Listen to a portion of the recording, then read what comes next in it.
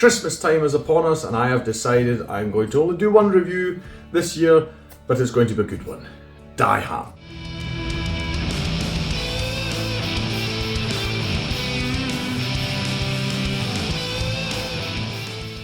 Hi, my name's Drew and welcome to another review video on Flying Wiener. Now I'm not going to get into the whole discussion of whether Die Hard is a Christmas film or not. Quite simply, for me it is one. It's got Christmas music in it, it takes place at Christmas. That is enough for me. If you're of a different opinion, well, I'm not going to change that, but also I don't really care about it, right? So this is my Christmas review, I'm going to do it. Also, recently I did a review on The Sixth Sense and it made me kind of nostalgic and sentimental for Bruce Willis, and for performances of his I really love, and this is one I absolutely adore. I never even realised this was actually his very first action performance, but as a kid I really loved this film. I remember back then we got the Die Hard trilogy on the PlayStation 1 and they had one game each for Die Hard 1, 2 and 3. And my favourite one was the first part where you're going through the levels with really bad graphic, you know, and killing the terrorists, and it was so much fun. Yes, as a kid, I was like 12 years old, watched Die Hard, played Die Hard, not age appropriate, don't care, I had a lot of fun with it. So yes, I really love this film, and it's really interesting revisiting it now because I was used to watching it in German because it was only on cable TV, and that's where we saw it. So there are a lot of funny things like the title itself. Die Hard in German is stirb langsam, which means die slowly. It seems really silly. Not that Die Hard makes so much sense, but still. That's the one thing. The next thing is that I remember I saw it so often on cable TV that even now, so many decades later, I could still, my brain still went, oh, this is where the commercial break comes in, because they would always have them at the same bits, you know. And you can just tell, all right, yeah, this is where it comes in. I was always so disappointed because back then the commercial breaks were like 5 minutes so long, and I was like, oh god, you know, even as you go to the toilet, you have to wait so long. And then when it comes back, they rewind, you know, a few seconds, you have to rewatch that a bit. I really hated that. I'm so happy we've got Blu-rays and stuff nowadays. Anyway, now on the small off chance that you've never heard of Die Hard, let's go through the plot. It's a very legendary film. I think you can't really get by the film, but anyway, I will still share it with you. We are focused on John McClane. He is a cop from New York. He is played by Bruce Willis. He is flying to Los Angeles to visit, I'll call it, his estranged wife, Holly, and their 2 kids. Holly is played by Bonnie Bedelia. She works at Nakatomi Plaza. It's this famous building by now. It's actually called different in real life, but you know, the film made Nakatomi Plaza famous. You can even get it on t-shirts and all sorts of other stuff. And she works there. It's a Japanese company. She is trying to make a name for herself there, and yeah, this is where he's taken because he gets picked up from the airport, courtesy of the company, you know, with a limo, etc. He gets taken there. They reacquaint each other. It's kind of yeah, not exactly a picturesque thing, you know, a huge embrace, etc. All these things, so it's awkward from the get-go. Shortly after he arrives, a terrorist group arrives at the building as well, and they take both the building and the people in there hostage. The exact plans you get to know in the course of the film. I won't tell you about them.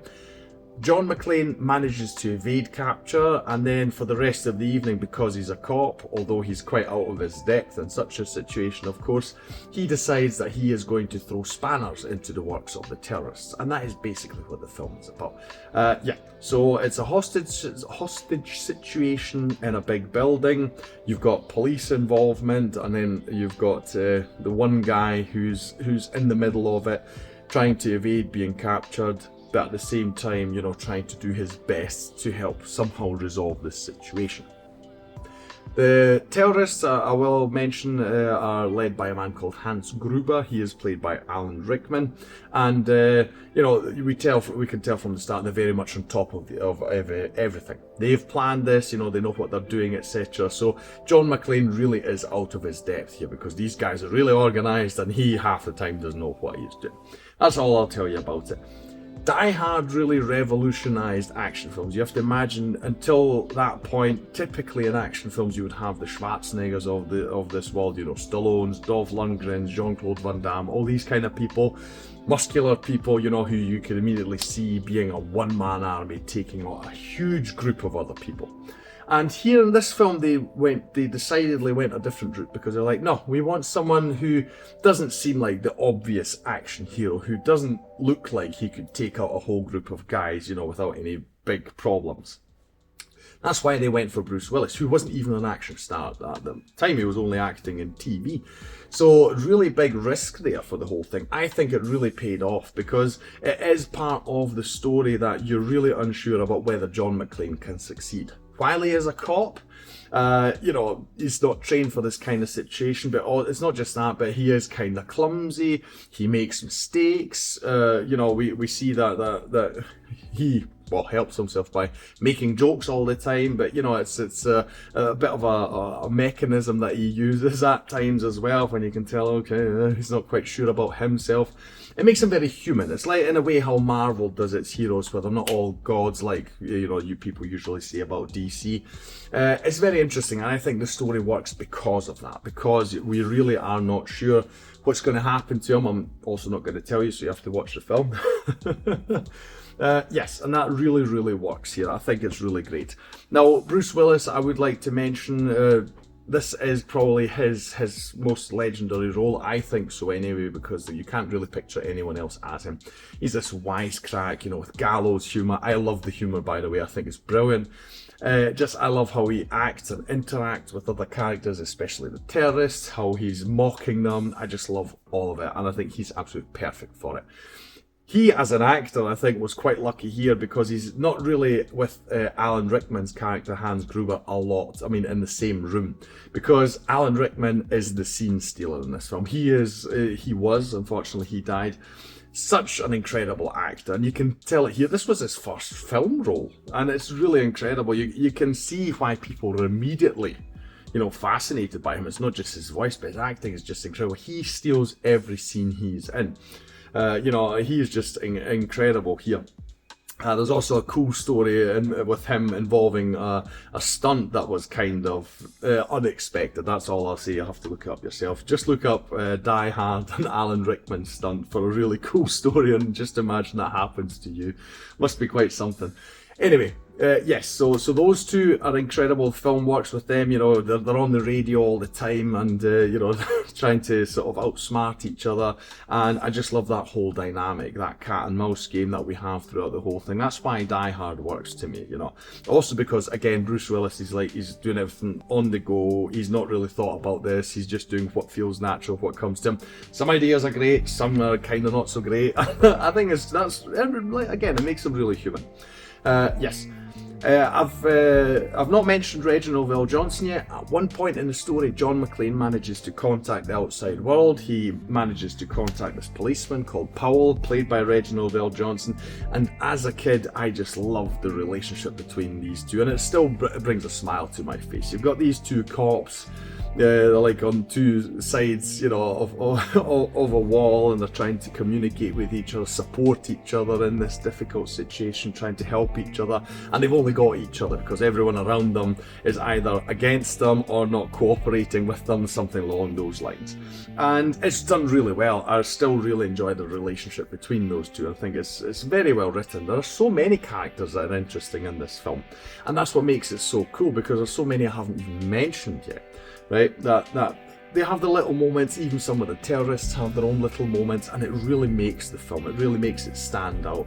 Like, you've got TV reporters who seem a lot like nowadays, where you've got TMZ, where they're like, we don't care how many morality laws we're going to break, you know, we need the story. And you've got some of them in this, and they're like, oh god, you know, but still they stick with you because it's just really noteworthy what they do and how they're portrayed. So many other things. It feels like it's so well constructed. John McTiernan, by the way, was the director, and it's all done so well. The film's 2 hours long, but it really doesn't feel like it, because I wouldn't say there's a single scene that you need to cut, because it all just seems like we're going from one thing to the next, and it all seems important or entertaining, whatever. You know, Again, I can't think of anything I would cut from this film. It's shot wonderfully, while a lot of it is in narrow spaces or made to feel us a bit claustrophobic. It's wonderful to my liking, very much so. There isn't a lot of shaky cam in this. I don't know if there's any. I would have to go back and revisit it, because I get that shaky cam is a thing and it's got its use, etc. Personally, I'm a fan of when it's not used, because I just want to see everything that's happening. I don't need the effect in that sense. So all the action stuff is cool as well. I really enjoyed it, the shots and everything. It just feels massive because we've got this massive building as well. So I really just appreciate all the parts coming together. I think it all works well.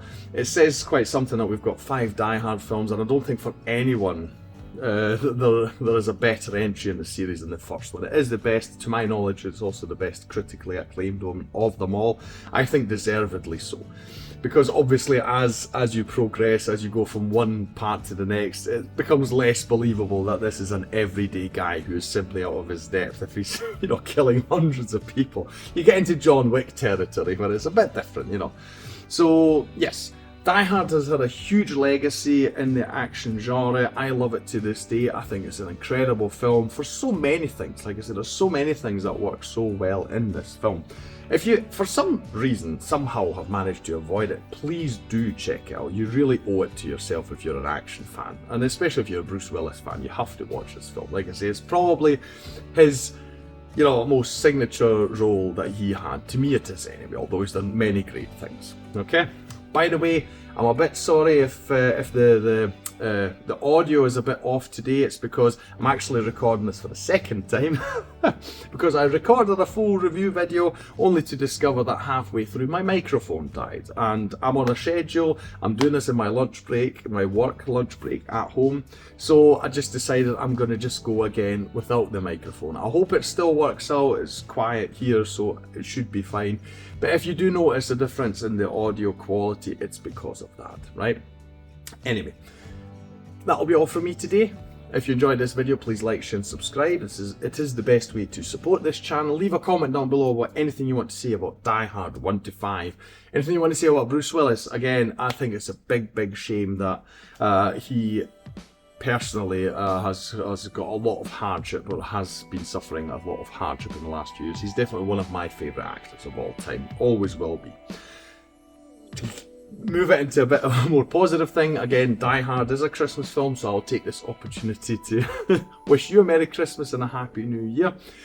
If you are interested and want a more Christmassy film, I would highly recommend watching Klaus. I have done a review for that on this channel. I'll leave a link to it at the end of this video. It is my favourite Christmas film. It really is amazing. It's on Netflix, so if you have that, please give it a go. I think it's absolutely magical. But anything you want to say, put it down in the comments below. I'll thank you for watching this video, and I'll see you in the next one on Flying Wiener. Take care.